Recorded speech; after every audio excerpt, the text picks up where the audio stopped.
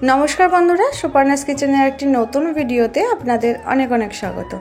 আশা করি সকলে খুব ভালো আছেন। আজকে চলে এসেছি রথযাত্রা স্পেশাল একটি জিলিপির রেসিপি নিয়ে। কিভাবে দোকানের মতো খাস্তা মুচমুচে জিলিপি আপনারা বাড়িতেই বানিয়ে নিতে পারবেন তারই সহজ রেসিপি শেয়ার করব আপনাদের সঙ্গে। তাই স্কিপ না করে সম্পূর্ণ ভিডিও দেখার অনুরোধ রইল। আর যদি আমার চ্যানেলে নতুন বন্ধু হয়ে থাকেন চ্যানেলটি সাবস্ক্রাইব করে পাশে থাকার অনুরোধ রইল। চলুন তাহলে শুরু করা যাক। জিলিপি বানানোর জন্য সবার প্রথমে এখানে আমার লাগছে ময়দা। আমি এখানে 1 কাপ মানে 250 গ্রাম ময়দা নিয়েছি। এবার এটাকে উষ্ণ গরম জল দিয়ে ভিজিয়ে রাখতে হবে। এখানে আমি 1 কাপ মতো উষ্ণ গরম জল দিয়ে ভালোভাবে এটাকে মিশিয়ে রেখে দেবো।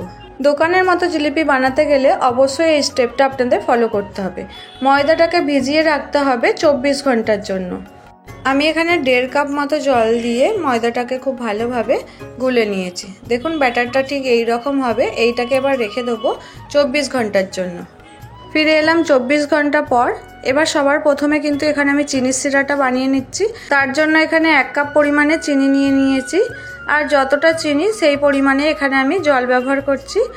জলটাকে খুব ভালোভাবে ফুটিয়ে অর্ধেক করে নিতে হবে। যখন দেখবেন চিনির সিরার মধ্যে একটা আঠালো ভাব চলে আসছে তখন বুঝে নিতে হবে চিনির সিরাটা আমাদের একদম পারফেক্ট রেডি হয়ে গেছে।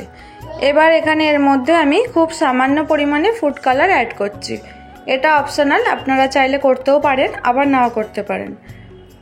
সামান্য পরিমাণে ফুড কালার দিয়ে আরও 1 মিনিট মতো ফুটিয়ে নামিয়ে নিলে রেডি হয়ে যাবে আমাদের চিনির সিরা।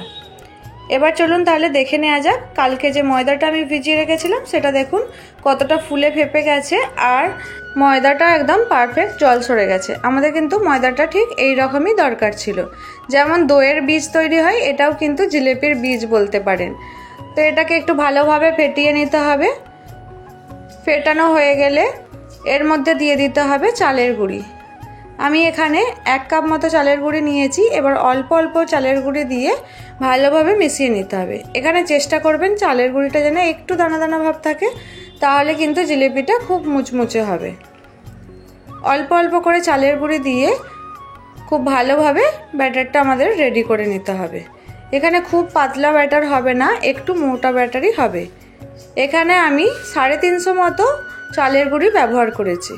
যেহেতু খুব ভালোভাবে ফেটে নিতে হবে তাই আমার মনে হলো যে হাত দিয়ে মাখিয়ে নিলেই ভালো হবে। দেখুন আমি এখানে হাত দিয়ে মাখিয়ে নিয়েছি আর ব্যাটারটা কত সুন্দর স্মুথ হয়েছে আর কতটা গাঢ় হয়েছে।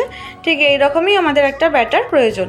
এবার সবার শেষে এখানে আমি ব্যবহার করছি খুব সামান্য পরিমাণে খাবার সোডা। খাবার সোডাটা দিয়েও আবার একবার ভালোভাবে ফেটিয়ে নিতে হবে।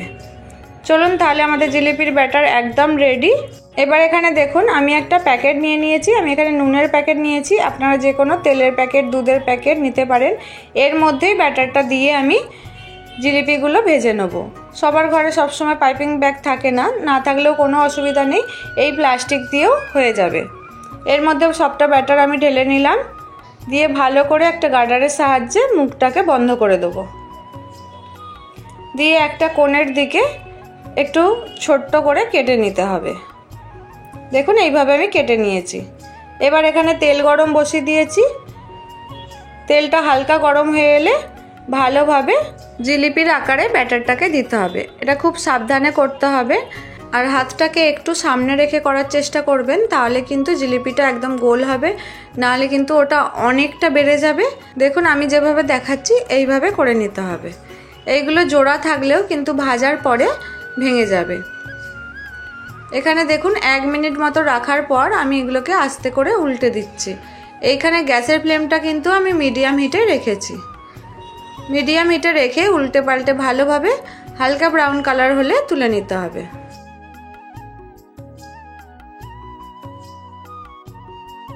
দেখুন জিলিপিটা আমার এখানে খুব ভালোভাবে ভাজা হয়ে গেছে। এর থেকে বেশি লাল আমি করব না, তাই আমি এখানে তুলে নিচ্ছি।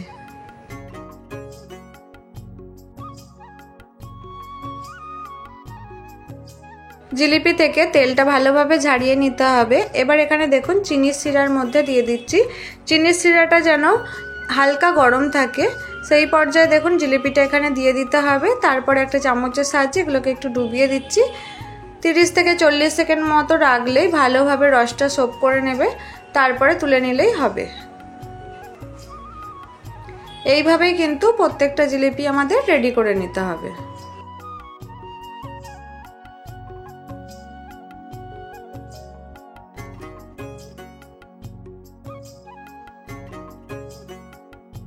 সবকটা জিলিপিকেই আমি ওই একইভাবে ভেজে নেব।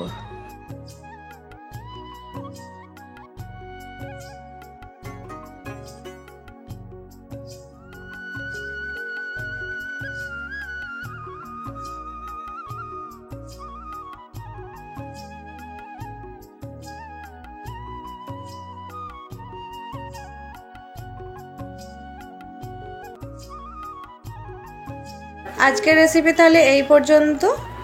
আপনারা অবশ্যই বাড়িতে ট্রাই করুন। আর আজকের রেসিপি আপনাদের কেমন লাগলো আমাকে জানাতে ভুলবেন না। যদি ভালো লাগে একটা লাইক, শেয়ার, কমেন্ট এবং চ্যানেলটি সাবস্ক্রাইব করে পাশে থাকার অনুরোধ রইল। ফিরবো আবার নতুন কোনো ভিডিও নিয়ে। ততক্ষণের জন্য সুস্থ থাকুন, ভালো থাকুন, সঙ্গে থাকুন। ধন্যবাদ।